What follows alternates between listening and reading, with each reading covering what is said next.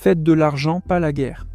Ce slogan devient de plus en plus la devise officieuse d'une partie de l'élite de Washington qui tente de bâtir l'architecture de sécurité de l'Europe sur la base d'un nouveau réseau de liens commerciaux avec la Fédération de Russie. Entre la Floride et Moscou, une danse silencieuse d'intérêts est en cours. Et sur la table, aux côtés de la paix et du destin de millions de vies, se trouvent des centaines de milliards de dollars. Les milieux d'affaires américains proches de Donald Trump préparent discrètement le terrain pour une chute économique avec l'Occident qui pourrait prospérer une fois que les avoirs russes gelés seront libérés. Le problème, c'est que l'Europe va directement à contre-courant, cherchant de façon chaotique des moyens de rediriger ses fonds vers l'Ukraine et de financer son effort de guerre pour les mois à venir. Pendant ce temps, une Ukraine qui saigne sur le champ de bataille, au-delà des frappes contre les raffineries russes, s'est tournée vers des représailles en mer, ciblant les pétroliers qui composent la flotte fantôme de la Russie, en frappant à la fois l'approvisionnement pétrolier de la Russie par des attaques contre les raffineries et la demande mondiale de cette matière première en perturbant la flotte. Plongeons dans le sujet.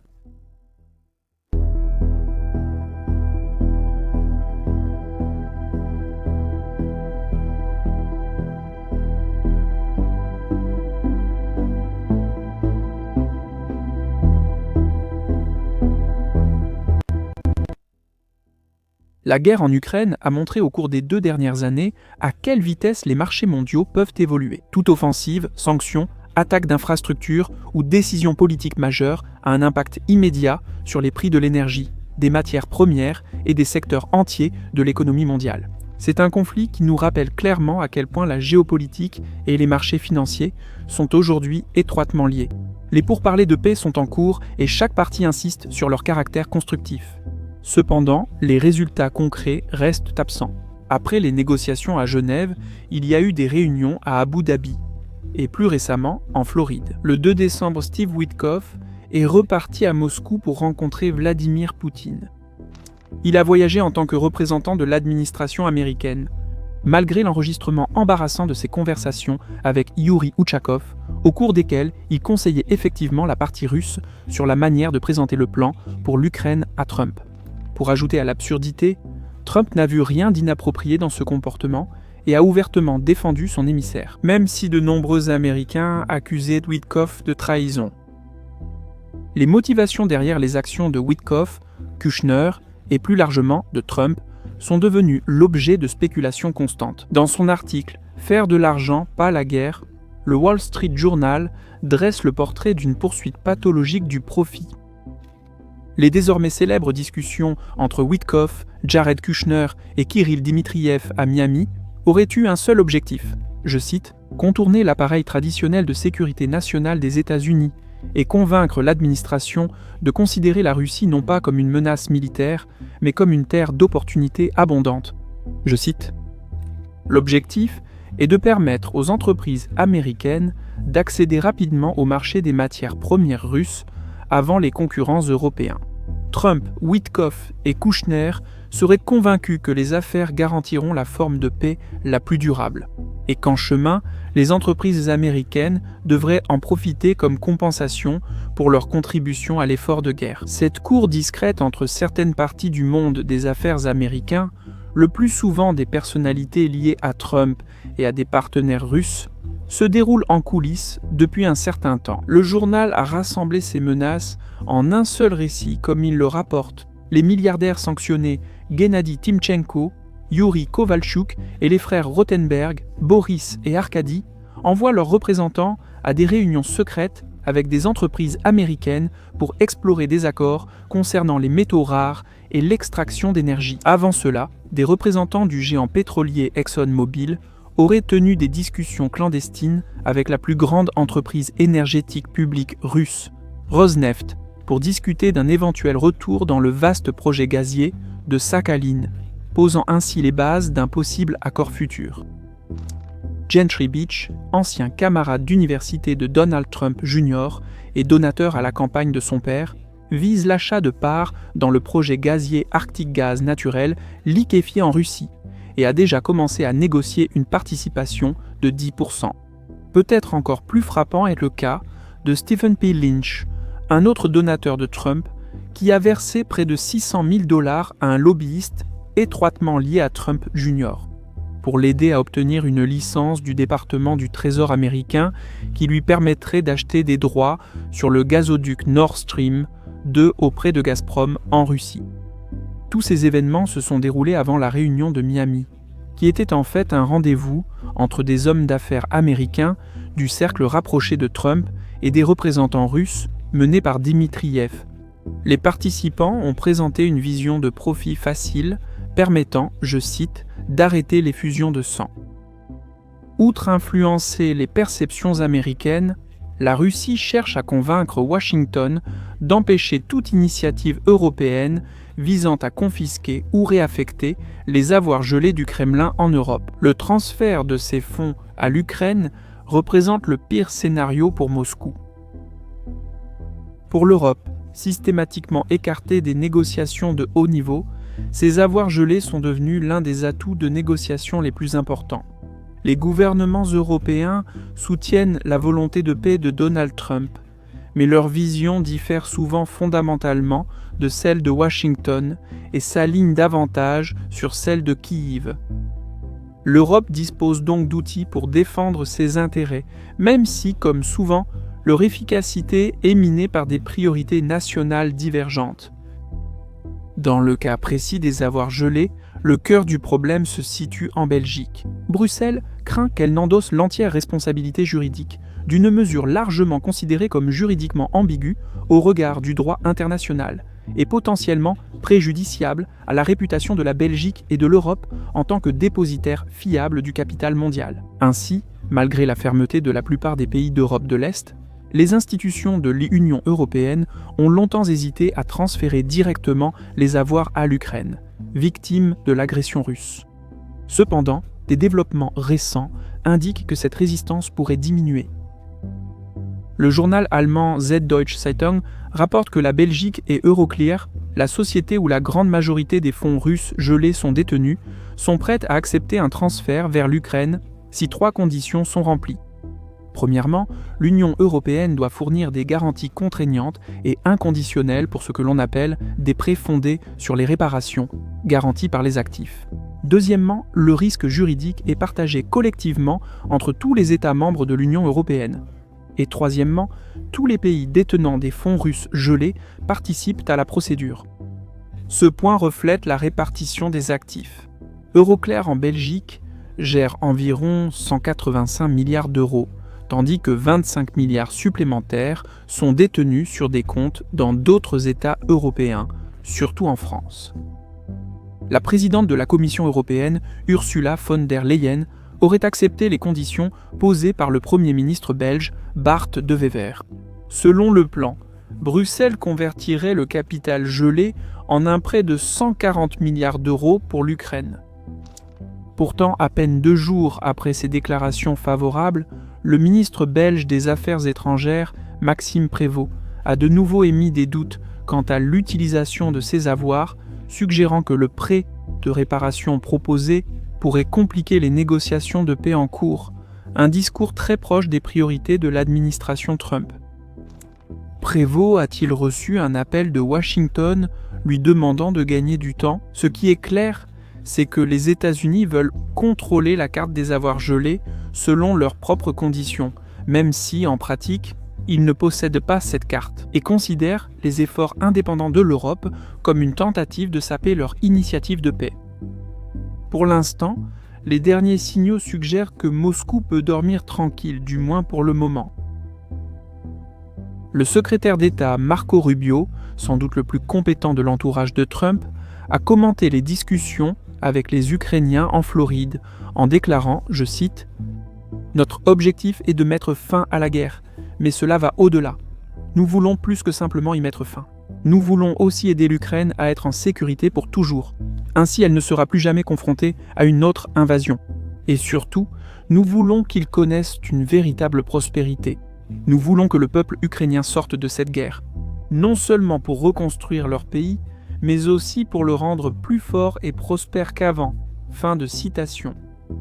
Ce faisant, le secrétaire d'État américain a saisi l'essence même du combat de l'Ukraine pour son avenir. L'objectif n'est pas simplement de mettre fin à la guerre, mais de déterminer quelle réalité lui succédera, une réalité d'obscurité ou d'espoir. Le problème, c'est que, du point de vue de la Russie, les objectifs formulés par Rubio sont mutuellement incompatibles. Il n'existe aucun scénario dans lequel la guerre prend fin, et où l'Ukraine non seulement continue d'exister, mais en ressort plus forte et plus prospère. Le Kremlin a plusieurs raisons d'avoir lancé la guerre contre l'Ukraine. La propagande russe évoque une prétendue guerre défensive contre l'Occident. Utilisons ce terme un instant. Le véritable motif peut être exprimé plus précisément comme une guerre défensive, menée pour défendre l'ordre social post-soviétique, un système de pouvoir structuré verticalement.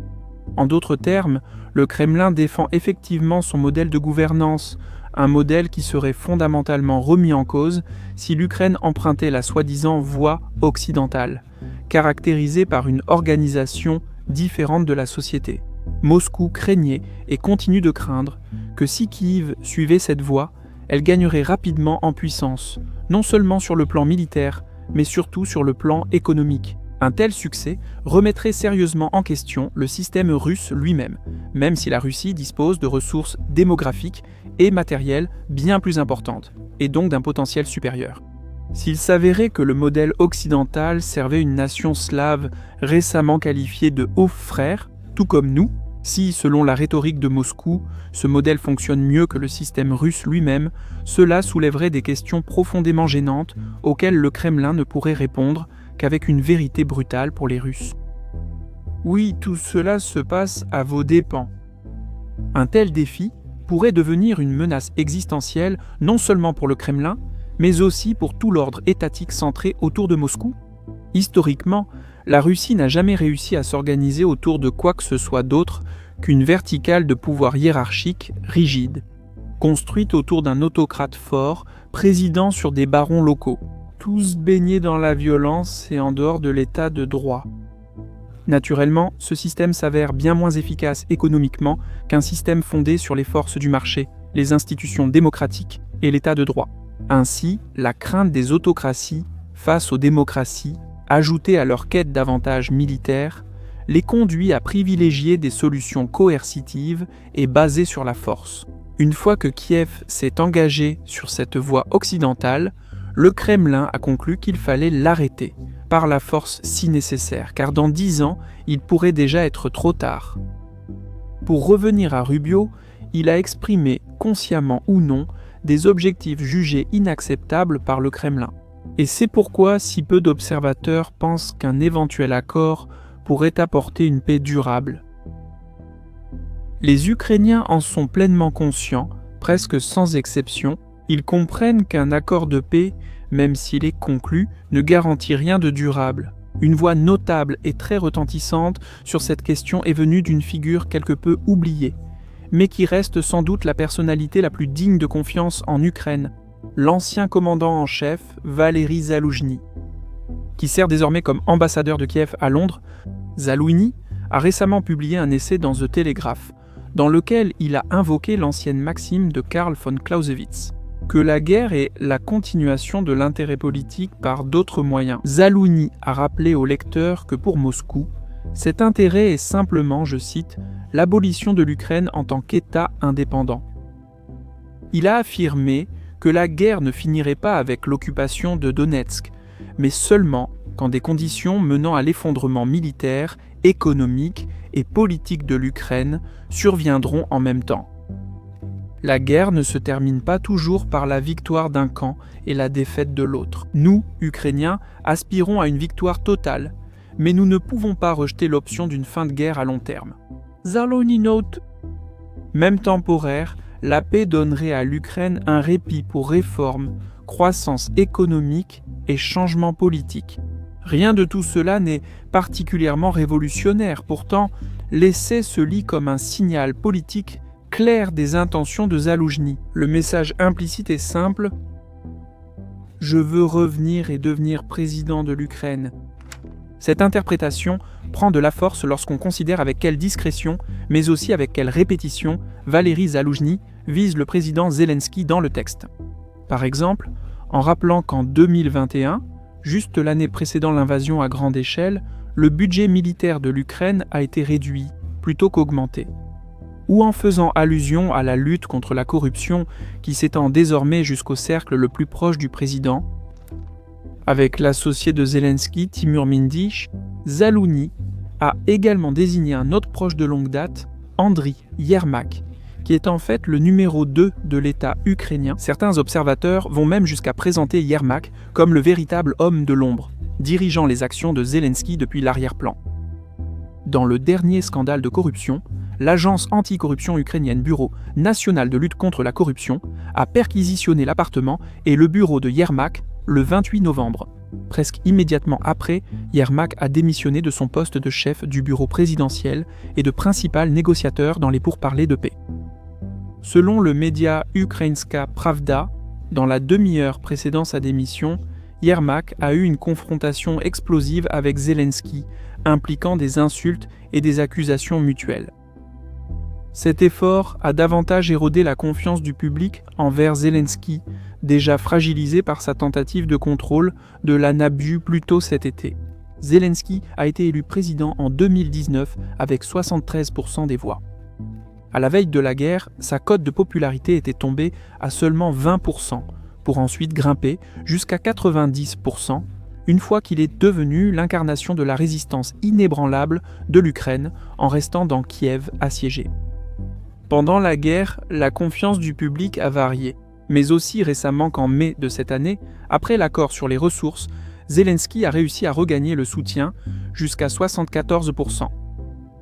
Après le scandale Nabu et le soi-disant Mindishgat, cependant, sa cote de popularité aurait chuté de 40 points de pourcentage et se situe désormais à seulement 20% selon les données de Politarina, bien que les chiffres officiels n'aient pas encore été publiés. Tout cela a rendu l'avenir politique de Zelensky de plus en plus incertain. Son mandat social est désormais faible, et des rapports politiques indiquent que son épouse, Olena Zelenska, estime qu'il devrait se retirer complètement de la politique.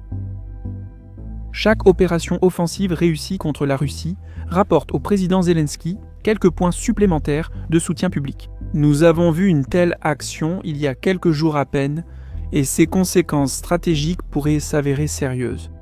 Le 28 novembre, l'Ukraine a littéralement frappé la flotte fantôme de la Russie. Des drones maritimes sans pilote appelés Sea Baby ont frappé 2 pétroliers, Kairos et Virat. Les 2 navires étaient en route vers le port russe de Novorossiysk pour charger du pétrole brut. Les navires ont été délibérément attaqués alors qu'ils étaient vides, sans cargaison, afin d'éviter une catastrophe environnementale. Kairos a été touché à 28 000 nautiques au large des côtes turques, Virat à environ 35 000. Selon les déclarations officielles de Kiev, les 2 navires ont effectivement été mis hors service. Tous 2 ont pris feu, mais sont restés à flot. Les 25 membres d'équipage du Kairos ont été évacués. Il y a également des spéculations selon lesquelles l'Ukraine pourrait être responsable d'une autre attaque, cette fois au large de Dakar, au Sénégal, impliquant le pétrolier moteur-tanker Mersin. Bien que le navire navigue sous pavillon panaméen, il appartient à une société turque. Des explosions à bord du Mersin se sont produites en même temps que les attaques près de la Turquie. Quelques jours plus tard, le 2 décembre, un autre pétrolier, le Mid-Volga 2, a été touché cette fois par des drones aériens. L'objectif de ces actions est clair, perturber davantage la logistique des exportations de pétrole russe qui financent la machine de guerre du Kremlin. Cela marque cependant une nouvelle phase dans la campagne de frappe à longue portée de l'Ukraine, s'étendant au-delà du territoire russe et même au-delà des navires battant pavillon russe. Kairos et Virat naviguaient sous pavillon gambien et ont été touchés dans les eaux territoriales turques. Mersin battait pavillon panaméen et a été attaqué encore plus loin, au large des côtes du Sénégal. Cela affaiblit la position de la Russie, mais comporte des risques. Les critiques alertent sur un possible retour de bâton des puissances moyennes comme la Turquie, l'Inde, voire de pays pro-ukrainiens. Cela pourrait être affecté indirectement par la hausse des coûts d'expédition. Le président turc Recep Tayyip Erdogan a condamné l'attaque comme étant inacceptable, bien qu'il se soit abstenu de nommer les auteurs malgré l'aveu public de responsabilité de Kiev. Néanmoins, l'Ukraine semble avoir conclu que la guerre a atteint un stade où même des actions aussi risquées, visant ce qu'elle considère comme des navires commerciaux pro-russes, font désormais partie du jeu. La flotte Fantôme opère en dehors des systèmes d'assurance standards, ce qui signifie que chaque propriétaire de navire fournissant des services clandestins à la Russie ressent probablement un frisson d'inquiétude. Chaque navire devient soudainement une cible potentielle en temps de guerre. C'est ainsi en effet que Kiev peut légalement qualifier un navire civil d'objectif militaire. En fait, le ministère de la Défense ukrainien avait déjà averti en juillet 2023 que les navires se dirigeant vers les ports russes de la mer Noire pourraient être considérés comme transportant du fret militaire. L'objectif est de créer un précédent dissuasif qui effraie les opérateurs de la flotte Fantôme au point qu'ils refusent de transporter du fret russe en raison du risque accru, en particulier les expéditions au départ de Novorossiysk. Si elle réussit, l'Ukraine frapperait non seulement l'offre de pétrole russe par des attaques contre les raffineries, mais aussi la demande, en décourageant les acheteurs d'acquérir du brut russe tout court.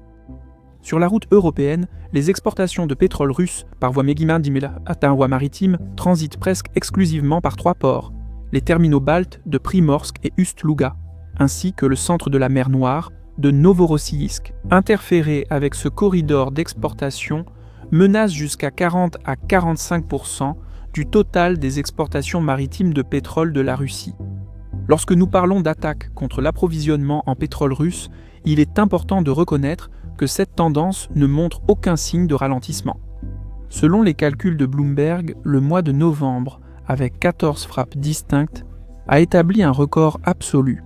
Les données du Woody Fitzwell Tracker, sur lesquelles nous nous appuyons pour cette analyse, n'identifient pas le mois de novembre comme un mois record officiel.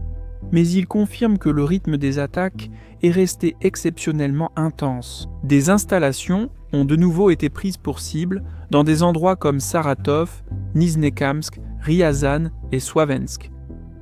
Le modèle analytique de Fitzwell est particulièrement intéressant.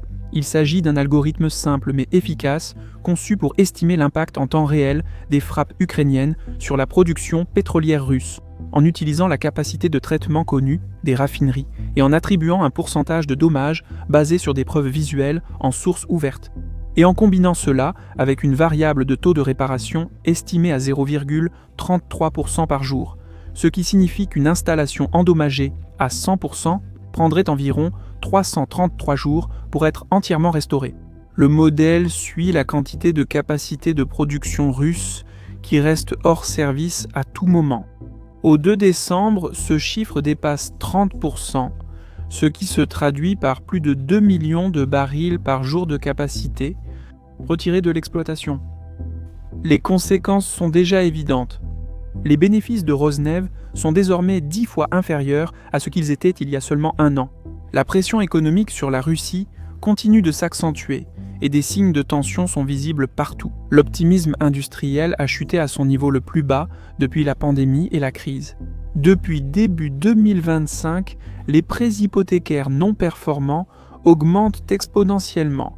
Dans le même temps, l'État emprunte de manière agressive auprès de ses propres citoyens par le biais d'émissions massives d'obligations d'État. Pourtant, le Kremlin estime que l'économie tiendra, contrairement à ce qu'il perçoit comme la résilience déclinante des forces ukrainiennes au front. Novembre a d'ailleurs été l'un des mois les plus difficiles pour les forces armées ukrainiennes. Selon Deep State, les troupes ukrainiennes ont perdu environ 500 km² de territoire au cours du mois. Pendant ce temps, Roshan Consulting estime les pertes à près de 700 km², le pire résultat en près de 2 ans, principalement en raison des revers autour de Kulipola. La pression est donc immense des deux côtés. Chacun semble atteindre la limite de sa capacité à soutenir la guerre, ce qui signifie que les efforts diplomatiques américains ne sont pas sans chance de succès. L'Ukraine semble prête à accepter d'importantes concessions, mais pas la capitulation, ce qui, comme mentionné précédemment, reste l'objectif politique du Kremlin.